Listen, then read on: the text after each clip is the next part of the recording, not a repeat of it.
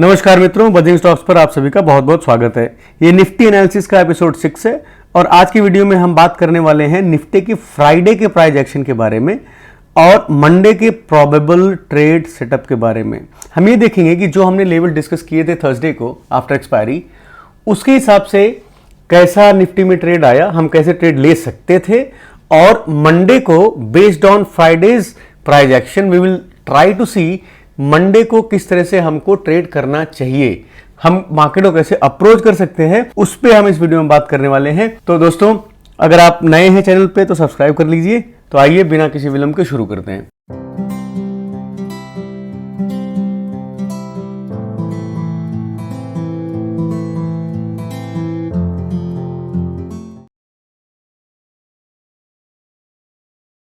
दोस्तों, ये निफ्टी का डेली चार्ट है।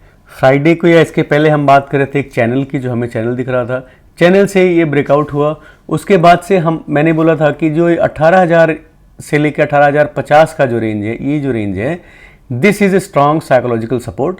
तो यहाँ से आपको एक सपोर्ट दिख सकता है और 18,000 के आसपास जब आता है तो that would be a buying opportunity because there would be value buyers जो यहाँ से खरीद सकते हैं। तो अभी भी जो चार्ट में डेली चार्ट पे देख रहा हूँ निफ्टी के एक दिन के चार्ट को, तो आप देखिए तो 3 दिन का डाउनफॉल था। उसके बाद में आपको यहाँ पे एक हैमर दिख रही है। तो it is suggesting that there were buyer as I said, और उन्होंने इसको लिया यहाँ से और इसको ऊपर लेके गए। 18,000 से लेकर 18,050 का जो रेंज है, जब तक ये इंटैक्ट है तब तक मुझे लगता है कि यहां से आपको एक बाउंस देखने को मिल सकता है। 18,000 के जब नीचे जाता है तब आपको फिर नीचे जाने के रास्ते खुल जाते हैं। 18,000 के बाद आपको ज्यादा बड़ी गिरावट देखने को मिल सकती है।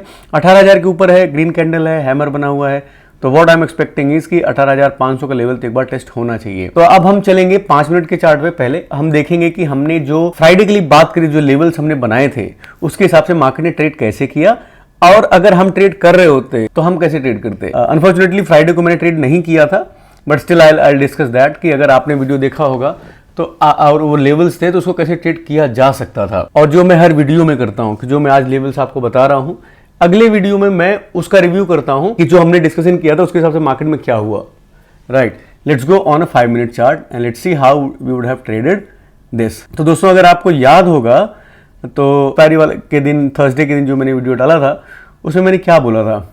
मैंने ये बोला था कि जब प्राइस अगर मान लीजिए गैप अप खुलता है, इसके ऊपर सस्टेन करता है, then we will think for a call. Otherwise इसके नीचे अगर खुलता है तो we will be interested in a put. This was the first.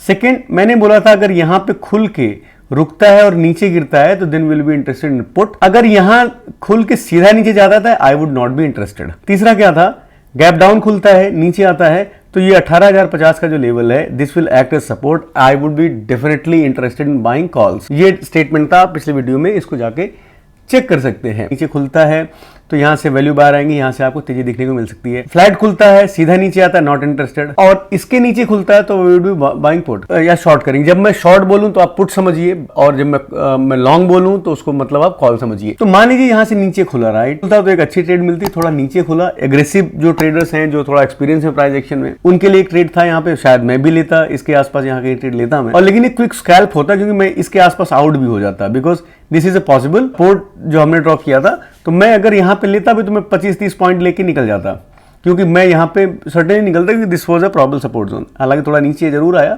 और फिर उसके बाद में मेरे लिए दूसरी ट्रेड नहीं बनती थी। तो ये जब नीचे आता है तो इसके बाद ये ट्रेड, अच्छी ट्रेड यहां पे बनती है। अगर आप देखें तो एक डबल बॉटम सा बन रहा है, पोर्ट के पास में है, और आपको यहां कहीं पे एक ट्रेड कॉल मिल सकती थी और ये ऊपर गया और ये भी पुल बैक आया था, तो एक ट्रेड यहां भी बन रही थी।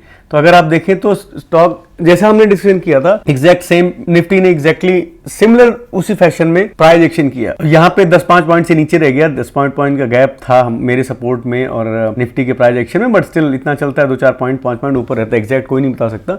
लेकिन अगर आप ऊपर की तरफ देखें तो यहाँ पे भी जाके जो मेरा रेजिस्टेंस जोन ड्रॉ किया हुआ था उसके आसपास जाके ही क्लोज हुआ। तो मैं ये समझता हूं कि अगर आपने वीडियो देखी होगी तो शायद आपने एटलीस्ट एक सक्सेसफुल ट्रेड तो जरूर ली होगी, कि अगर आपने या तो यहां से लिया, कॉल ली होगी, यहां से कॉल ली होगी। मैंने बोला था नीचे खुलता है, नीचे मिलता है 18,000 के आसपास में, तो आपको कॉल बनती है और आप कॉल यहां से ले सकते हैं। तो निफ्टी यहां से ऊपर गया और एग्जैक्ट जो रेजिस्टेंस जोन था वहां पे जाके क्लोज हुआ। अब बात करते हैं आने वाले दिन में, मंडे को हम इसको कैसे ट्रेड कर सकते हैं। पहली बात, लेट्स से मार्केट जहां पे है अभी, 18,200 के आसपास में, 205 है जहां क्लोज हुआ है, 18,200 के आसपास खुला है। तो दोस्तों 5 मिनट के चार्ट पे हम इसको एग्जीक्यूट कैसे कर सकते हैं, तो आप देखिए अब जो ये लेवल है ना 18,050 से 18,000 वाला, इसके नीचे अगर मार्केट जाता है ना तो आपको एक तेजी दिखेगी। 18,000 पे बहुत सारे पुट्स होंगे सपोर्ट के लिए।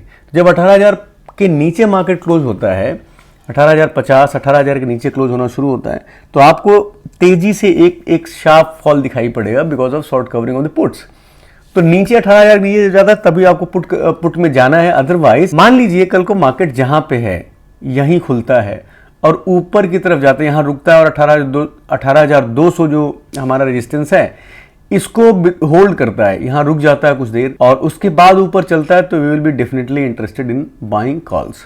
हम लॉन्ग कर सकते हैं यहां थोड़ा सा रुक के ऊपर की तरफ, राइट। और अगर यहां से खुलता है नीचे जाता है तो इमीडिएट हमें शॉर्ट नहीं करना है। रीजन क्या है, आप देखें तो लोज जो है ना वो ऊपर शिफ्ट हो रहे हैं, तो इनहेरेंटली आप यहां से एटलीस्ट यहां से खुल के नीचे आता है तो आप पुट नहीं लीजिएगा, पुट की तरफ मत बैठिएगा इमीडिएटली, बिकॉज स्ट्रेंथ 18,000 वाले बायर्स नए हैं जो ऊपर लेके जा रहे हैं। यहां पे इमीडिएट फ्लैट खुलता है, 15 मिनट रुकता है, ऊपर चलता है तो डेफिनेटली कॉल, यहां रुकता है नीचे आता है तो आप अब पुट नहीं लेंगे। यहां मैंने क्या बोला था, पुट ले सकते हैं, लेकिन यहां पुट नहीं लेंगे क्योंकि प्राइस एक्शन चेंज हो चुका है। तो फ्लैट खुलता है कॉल ऊपर की तरफ, नीचे आता है पुट नहीं। पुट कब ले सकते हैं हम, आप देखिए सिंपल सीधा दिख रहा है कि ये लोज है ये ऊपर की तरफ 3 जगह पे शिफ्ट हुए हैं। अगर हम एक ट्रेंड लाइन ड्रॉ करते हैं, एक छोटी सी ट्रेंड लाइन देखते हैं हम, तो ये एरिया बन रहा है। हम पुट तभी लेंगे जब मार्केट मान लीजिए यहां से नीचे आता है, एक क्विक स्कैल्प यहां से आपको मिल सकता है। अगर इसके नीचे आता है रुकता है करके तो ब्रेक करता है तो एक यहां पे पुट दिखती है। दूसरी पुट मैं सीरियसली तब यहां पे इंटरेस्टेड होऊंगा जब 18,000 के नीचे क्लोज करता है। अदरवाइज प्राइस ने 18,000 पे सपोर्ट लिया है, ऊपर जा सकता है। अब हम बात करते हैं, ये हुई फ्लैट की बात। अब मान लीजिए मार्केट ऊपर खुलता है, ऊपर खुलता मतलब गैप अप होता है, 18,300 के आसपास खुलता है, तो फिर ये हमारा ऑलरेडी एक रेजिस्टेंस जोन है। यहां पे पिछली बार सेलर आए तो we need to be cautious here, और इस जगह पे हम नई कॉल नहीं लेंगे क्योंकि ये हमारा ऑलरेडी रेजिस्टेंस जोन है।